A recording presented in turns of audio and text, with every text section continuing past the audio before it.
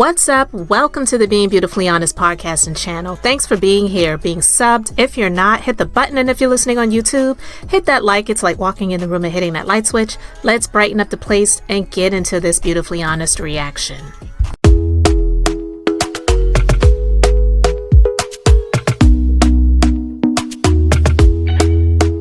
Talk to me nice, talk to me honestly. Look in my eyes, don't let it fall on me. Say you're a good guy, make me believe it. Don't wanna hear it, I wanna see it. See how rewind, when we rewind, feels so nice.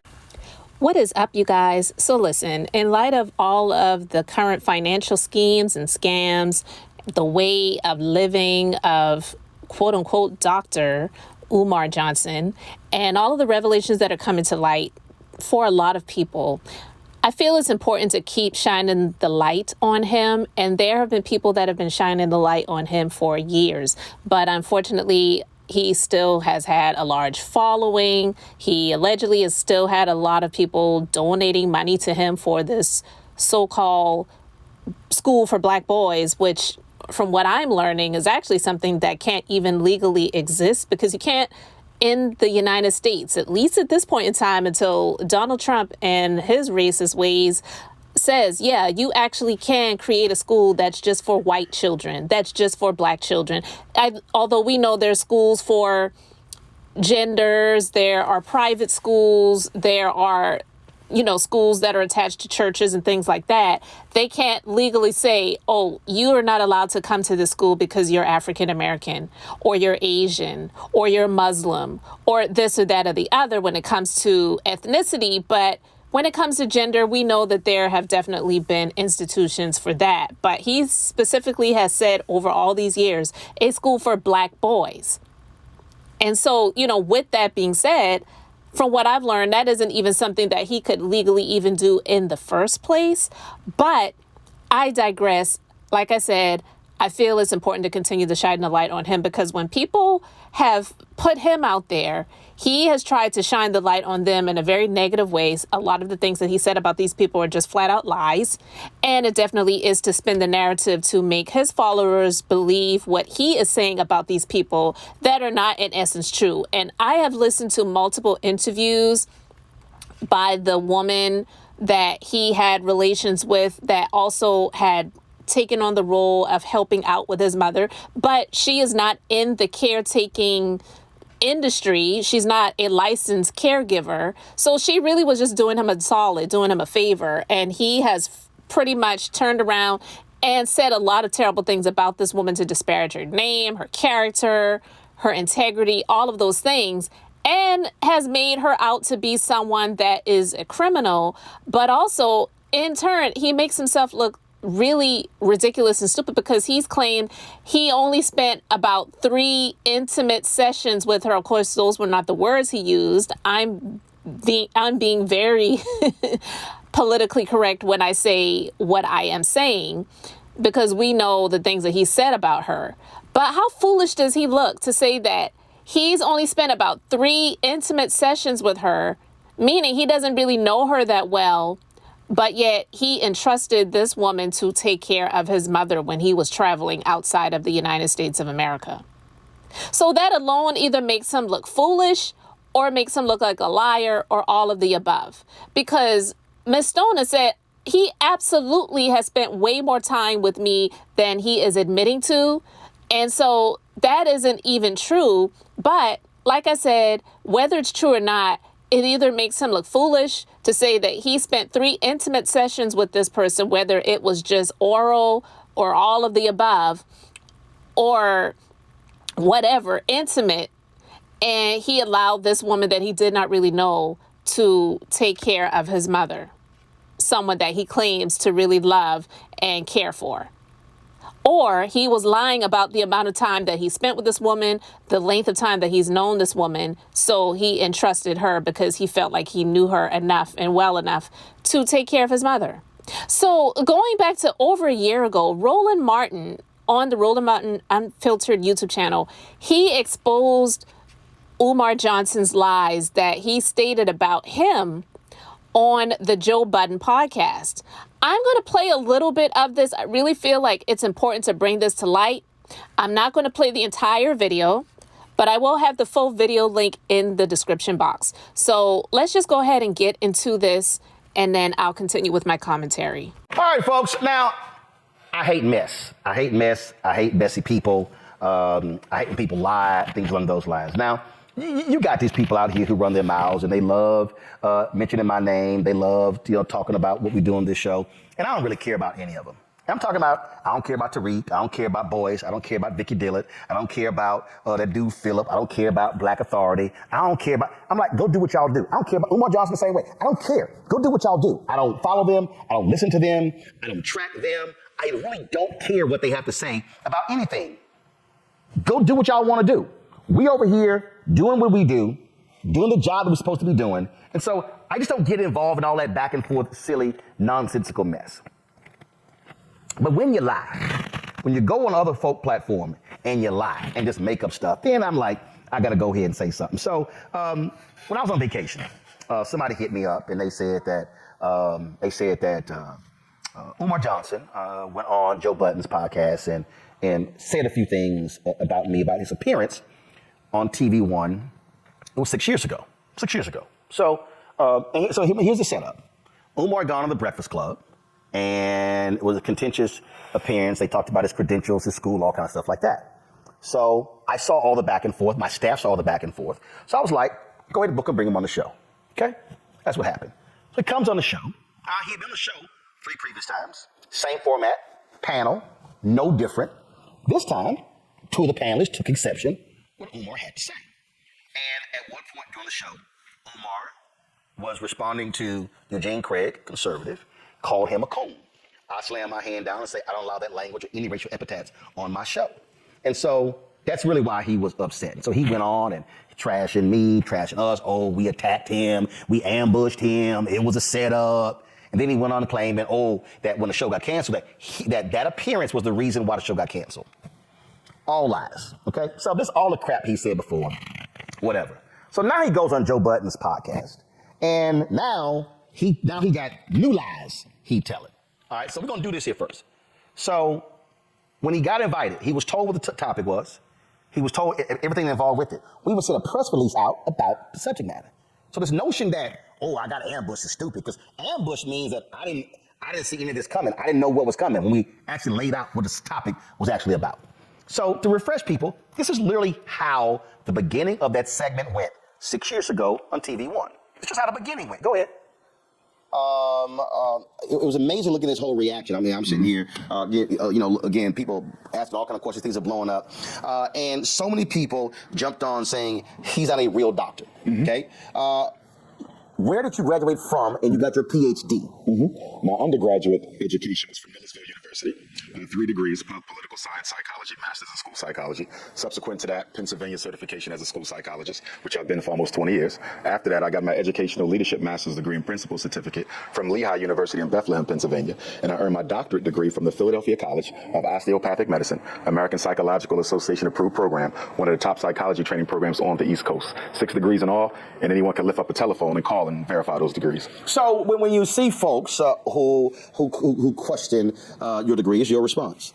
It's because my narrative is a whole lot different from the average mainstream black scholar. I don't parrot the narrative that the American social order wants black scholars to parrot. I tell the truth. I don't scratch unless I itch, and I don't dance unless I like the music. And because... Okay, so you saw that. That's literally how it all began, okay? And a little bit later, I'm going to show you when things went sideways, and this is really why he got upset. So he goes on Joe Budden's podcast, which dropped last month, and Joe asked him about this so-called beef. Nothing like that. I didn't know that you had Roland Martin beef. Neither did I. What happened was I was on Roland Martin's show about 2 or 3 times before that final visit that led to the altercation, verbal altercation, not physical. It was 2016. I had just done the Breakfast Club a week prior, and Roland Martin's people contacted me to come back again. This was either my 3rd or 4th visit to News One Now. So I had been on the show before. We already knew each other. Never had a negative. Cordial. Always. Got it. This time was different because when I got there, as I waited in the dressing room, he came out the restroom and he didn't speak. He walked right by me. So Sutton said, something's up today. Today gonna be a little different because why would he walk by you and not speak? So when we finally got involved in the conversation, I kind of realized what was going on. I think he was a little jealous of the Breakfast Club fame. That interview went viral. All of them go viral, but that one went viral. And at that time, I guess he wanted to take some of the air out of my balloon. So he questioned my credentials, my blood relationship to the Honorable Frederick Douglass, a couple other things. And I think he had set up his panel in such a way that I think they were supposed to intellectually massacre me, which nobody on the planet Earth can do that. They was gonna get you. So they ended up getting intellectually massacred, and that was the end of it. But I didn't appreciate what he did. I thought it was a bitch move. I've been on your show plenty of times. You know, I'm driving down here from Philadelphia, taking time out of my busy schedule. I could be doing other things, and you use that time to try to insult me. But it backfired on him, and I think that's partly the reason why the show was canceled by the end of the year, because I'm very popular among black folks.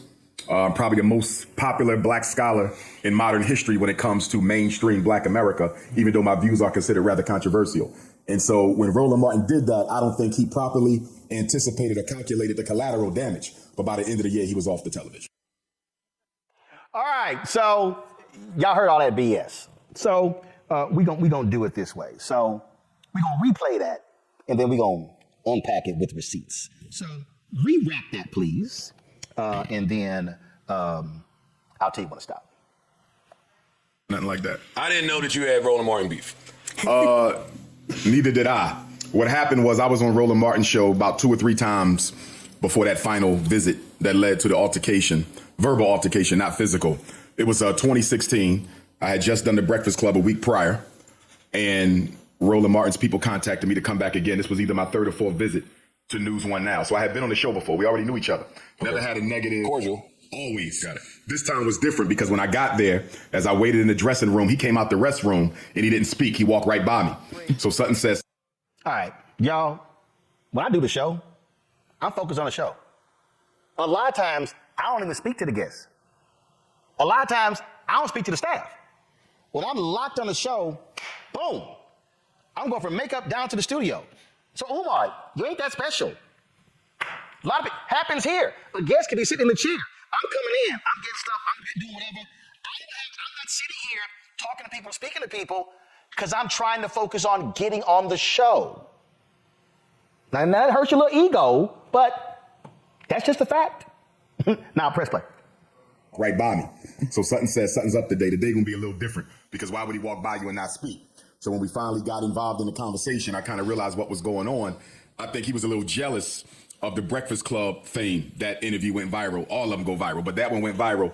And at that time, I guess he wanted to take some of the air out of my balloon. So he questioned my credentials. Umar, I literally was hosting a daily morning show on TV One. I was the Tom Joyner morning show 3 days a week. Why would I be jealous of you? Like, really? Why would I be jealous of you? I've gone viral numerous times. I don't get off about going viral because that means nothing. So why would I remotely be jealous of you? See, this is the new lie because he hadn't used that one before. So now that's the new lie he's trying to spin. Dude, you mean nothing to me. Like, literally. I'm not jealous of, hell, anybody in media. Why would I be jealous of somebody not in media? I was speaking to millions every day, 3 days a week on Tom Joyner Morning Show. You think I'm jealous because you went on the Breakfast Club? That's like blood relationship to the Honorable Frederick Douglass, a couple other things. And I think he had set up his panel in such a way that So Umar says, he questioned all these things. Here's the problem, Umar. I don't delete emails. I have receipts. Go to my iPad. July 6, 2017. This is the actual email. I sent an email to the booker, the executive producer, as well as the senior producer on the show. Hey, Dr. Umar Johnson, book him on the show to discuss Black Twitter lighting him up about his recent Breakfast Club interview. The booker, Chandra Hughes, copy will reach out now. That's the actual email. Why? What did I actually say in the video when he came on? People were talking about your appearance. And they were asking all these questions, and they were questioning your credentials. Oh, I'm sorry. Y'all might think that's not true. Okay. But go back and actually watch the clip. I actually said it. So you see the correspondence. Oh, then it was like, oh my goodness. He set his panel up. Y'all, let me explain something, y'all. The panel don't know who coming on the show. How about this here? Today's Matt, Michael, Kelly. Have y'all ever were set up to say, hey, this person is coming on, so I need y'all to do this when this person comes on? No, I wouldn't do it if people don't tell me what to say. No, but has it ever happened?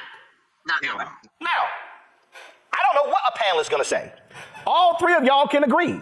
Matter of fact, if I'm correct, me and Michael got into it when he questioned one of them Byron Donald's white wife. Oh, we got into a number. I don't. But the point I'm making, I don't even ask. Listen to me clearly, y'all. Now go keep it on the panel. I need people to understand. I don't even ask the panelists what they think. And let me explain to y'all why. Because when I was on CNN, they used to assume they knew what I was going to say. When I was on CNN, they would literally sit there and, oh, so-and-so's going to say this. When I filled in for Campbell Brown, we were discussing Michael Vick and if he served his time, should he come back to the NFL? And there was, what's Gloria what's her daughter's name? Gloria Allred's daughter. She's the attorney. Lisa Bloom. Lisa Bloom. Yeah, so Lisa Bloom is a big time Peter person.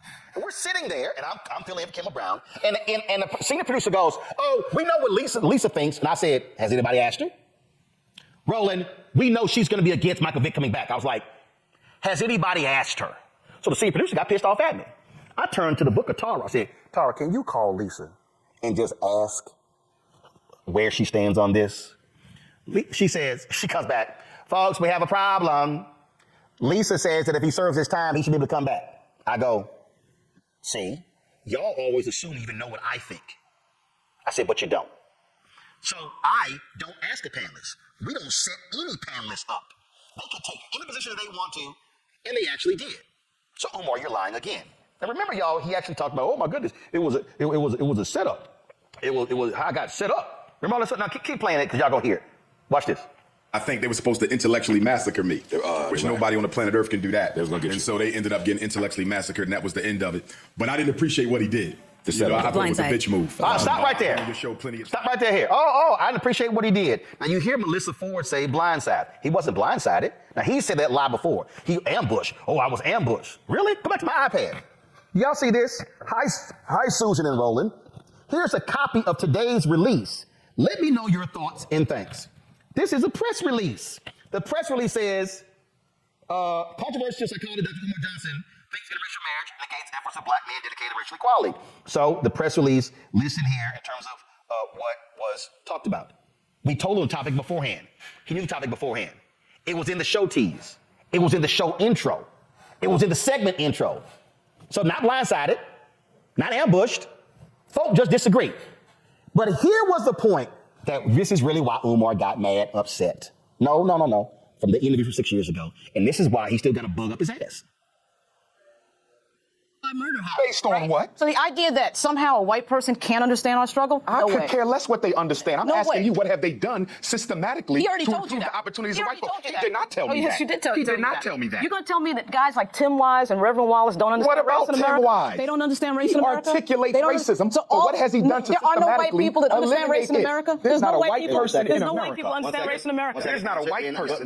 There's not a white person in America who has ever worked to systematically eliminate the white privilege that they benefit from vis-a-vis your oppression. You're a liar. You know 190 million people in America. Eugene. We're not going to go there. We're not. I haven't called me a liar, and you're cool. Well, it's a fact that Watch you're how lying. you talk It's to a me. fact that Watch you're how I lying. talk It's a to fact that you. you're lying. I understand you. To say that. No, everybody, 1 second. Several things I don't allow. I don't allow the N-word. I don't allow coon. We can talk to one another and disagree, but I do not use racial epithets against black people. That's fine, but he called me a liar. No. Racial epithets will not be used on this show. And that's fine. By anybody. But how we talk to each other needs you to can be say okay. whatever you want, but no racial epithets will be used on this show about black people to black people. Eugene, your question. So, come on. From your paradigm, from your perspective. That's really why he has an attitude. That's why. So you heard everything. Well, not everything because I didn't play the full video, but you heard a lot of what Roland Martin exposed. You heard Umar Johnson when he was on the Joe Budden podcast. And listen, a lot of people don't see Roland Martin in a favorable light. So I'm not here to champion him or cheerlead for him, but I will say that he definitely, of course, he has his way about talking and sharing things and statistics and, things that are pertinent to the African-American community. And a lot of people call him names and say he's on the Democratic plantation, all this different stuff like that. But listen, forget about all of that stuff. The man, he definitely didn't lie, because what I will say is I remember that interview when he had the show on TV One Network many years ago. And the show had Umar Johnson as a guest, and he had his panel on there. And listen, Roland Martin has been on a number of different shows on television, even radio, of course, but Umar Johnson, he believes he's more important than he really is. So he wants to give himself the credit for the show being canceled. I really don't believe that was the case, because things were just changing when it comes to those types of shows on television anyway.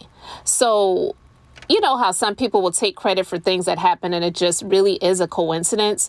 I do believe that Umar Johnson gave himself way more credit, but Roland Martin, he showed the light on Umar Johnson many years ago, and a lot of people didn't see this. So I really felt like it was important to share this with you guys so that you could see that what is going on right now. And you could even see what he looked like many years ago on that clip when he was on the Roland Martin show. I think it was called Washington Watch on TV One many years ago. And you can just look to see how much he has changed over the years. I never followed Umar Johnson, but I'm not saying that the idea that he had about creating this vision, I should say, for creating a school for Black boys wasn't something that was admirable, but it doesn't mean that it was something that he was going to be able to fulfill. And we could say at this point in time that it was just a dream. It was all a dream.